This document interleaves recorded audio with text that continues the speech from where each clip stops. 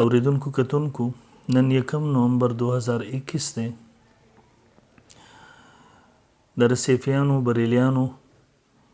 او د علماء دیوبند په منځ کې د میلاد په حواله سره چې د کوم مناظرې خبره روانه وه چې په هغې کې یو طرف ته مفتوح اغا صاحب او بل طرف ته جامع المنقول والمعقول محقق العصر مناظر ملت شیخ الحدیث حضرت مولانا رحم الله صاحب دامت برکاتهم العالی وحفظه الله ټول منظر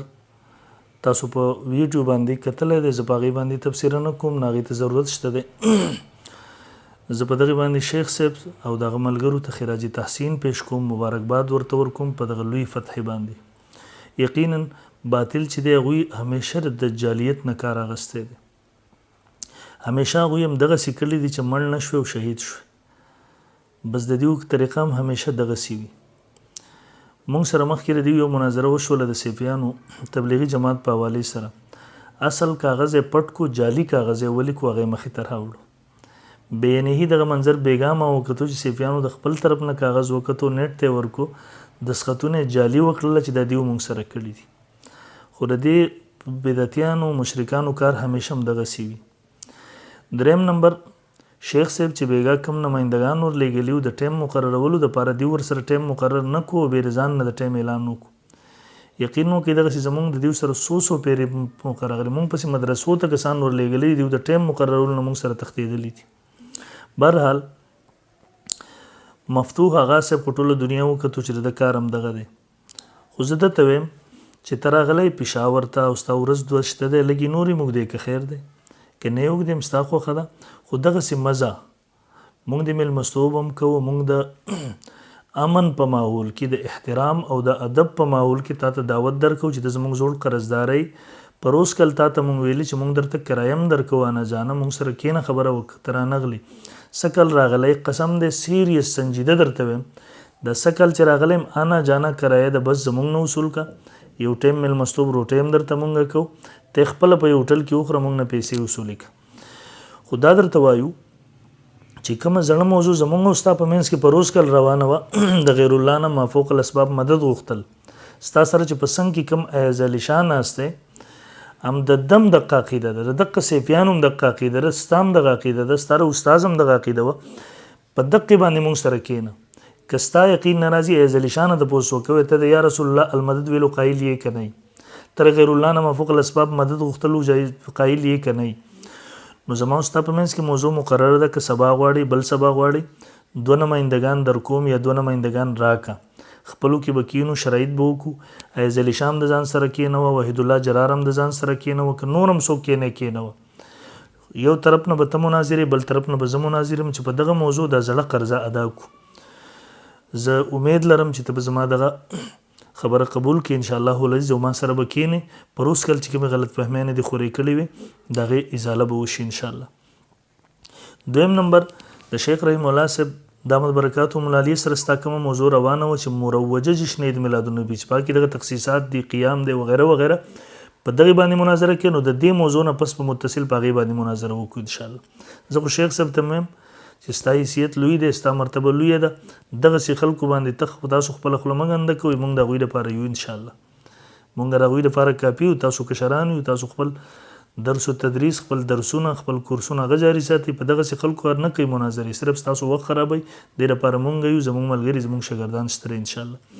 دویم نمبر ایزالي شاه بله ورځ کلیپ کړی د خوله انتهایي ګندم ده، مردار هم ده، خراب هم ده،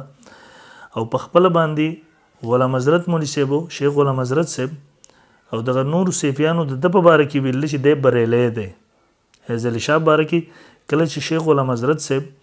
ما تر افغانستان علما راولېږل جرګه کې په اخري وخت کې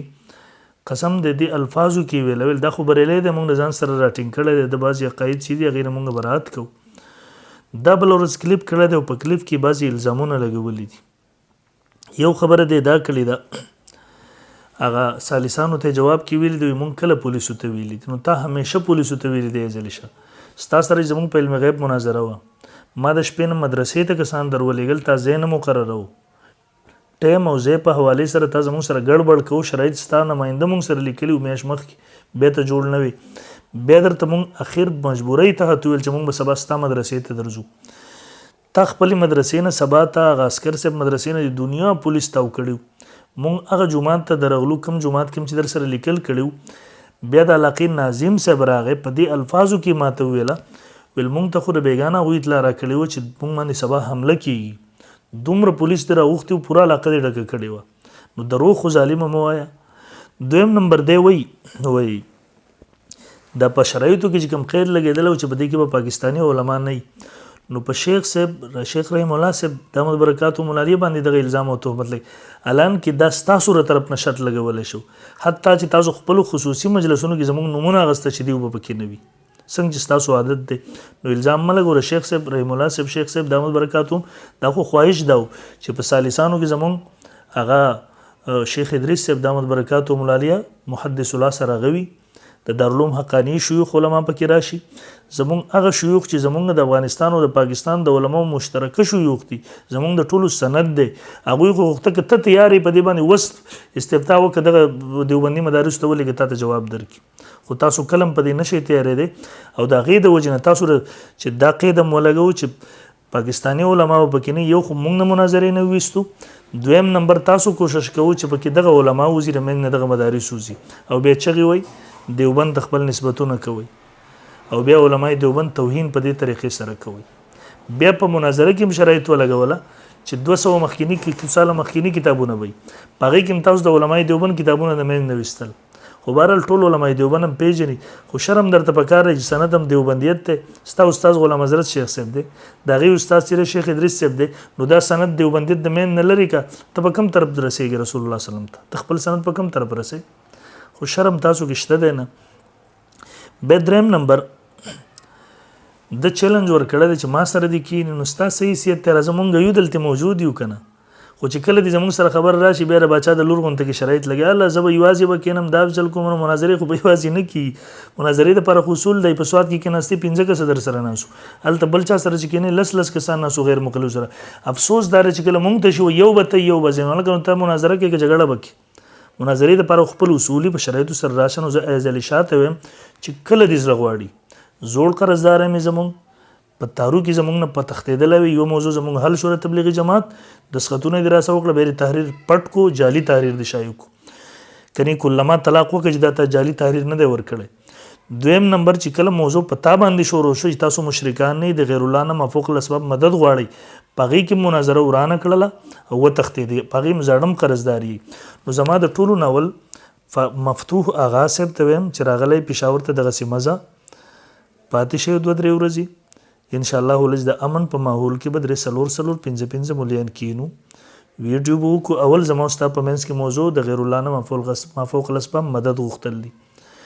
دویم نمبر چې په دې بله موضوع دې خوښه وه مروجه جشن عید میلاد النبي صلی الله علیه وسلم په دغې به م وکړو او ستا نه پس چې ته عاجزۍ اظهار وکړه چې زه نشم کولی فدې کې دا بل رامخکې کې ایز علی شاه هغه رامخې ته او که پیدې کې نه کې ته کې راځه بسم الله وکړه تا سره به وکړو ته چې کله رخصت شوې بیا به مونږ ایز علی شاه خپلو کې وګورو کې به نو خبره به وکړو نو ما همیشه تاسو ته نمایندګان درکړي دي بیا در کوم مفتی فیض الحسین صاحب نمبر تاسو سره شته دی